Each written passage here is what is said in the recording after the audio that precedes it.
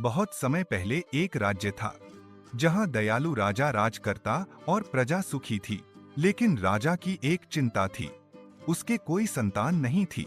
एक रात राजा ने सपना देखा कि महल की छत पर एक सुनहरी हंस आकर बैठा और बोला, महाराज, आपकी चिंता शीघ्र ही दूर होगी।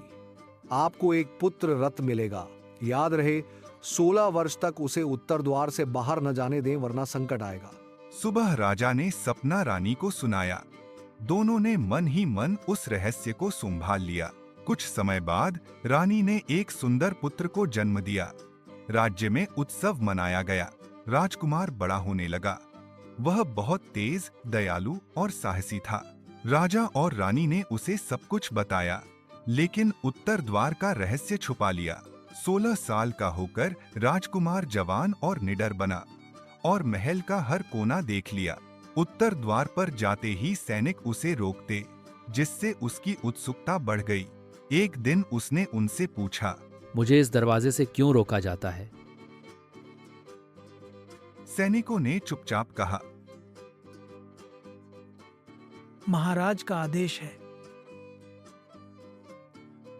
राजकुमार रात में चोरी छिपे महल से निकला, उत्तर द्वार से बाहर गया और जंगल में अचानक आवाज सुनी। स्वागत है राजकुमार। मैंने तो कहा था 16वें वर्ष में यह द्वार तुम्हें यहाँ ले आएगा। राजकुमार, तुम्हारी परीक्षा शुरू होती है। 3 कठिन कार्य पूरे करो, तभी राज्य सुरक्षित रहेगा। पहला कार्य, एक ऐसे कुएं से पानी लाना जो पाताललोक में था। दूसरा कार्य, एक राक्षस से सोने की तलवार छीनना।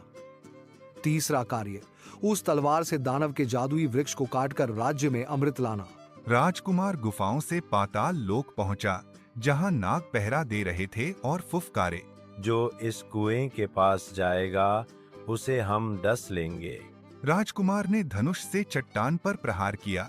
चट्टान टूट गई और नाग डरकर भाग गए। उसने जल्दी से स्वर्ण कलश में जीवन जल भर लिया और ऊपर लौट आया। अब हंस ने कहा, दूसरा कार्य था सोने की तलवार वाला राक्षस हराना, जो जंगल की गुफा में सो रहा था। राजकुमार अंदर गया। अचानक राक्षस की आंखें लाल आग जैसी चमकी और वह गरजा, कौन है जो मेरी नींद तोड़ने आया? राजकुमार ने अपनी ढाल उठाई। राक्षस ने गदा फेंकी। धम! धरती कांप उठी। राजकुमार ने तुरंत छलांग लगाई, तलवार छीनी और बिजली की गति से पीछे हट गया। राक्षस ने पकड़ने की कोशिश की, पर तेज रोशनी से चौंक गया और राजकुमार सोने की तलवार लेकर बाहर आया। हंस ने तीसरा कार्य बताया, इस तलवार से दानव के जादुई वृक्ष को काटो, वही वृक्ष राज्य को अमृत देगा। वह वृक्ष अंधकारमय वन में था। शाखाओं से काली अग्नि निकल रही थी और पास पहुंचते ही भयंकर तूफान उठा। राजकुमार ने सोने की तलवार घुमाई। छन्न! पेड़ से चिंगारियां निकलीं और अमृत की जड़ फूट पड़ी। राजकुमार ने अमृत कलश में भरा और विजयी होकर लौटा। तुमने तीनों कार्य पूरे कर दिए। अब तुम सच्चे राजकुमार हो। तुम्हारा साहस और बुद्धि ही इस राज्य को बचाएगी।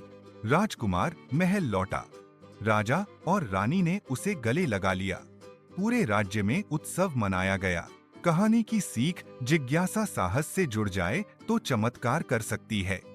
कठिनाइयां हमें डराने के लिए नहीं आती, बल्कि हमें मजबूत और योग्य बनाने के लिए आती हैं। बुद्धि और साहस का अर्थ है सच्ची विजय।